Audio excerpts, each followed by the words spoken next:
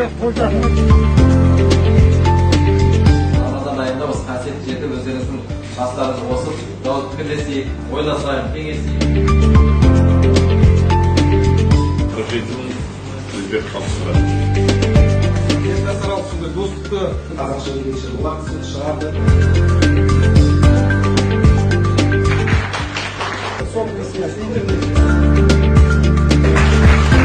Сол балалар ауылда қалып кетпей, осы колледждерге барып, мемлекеттің берген грантымен тегін оқысын. Алла елімізге тыныштық берсін.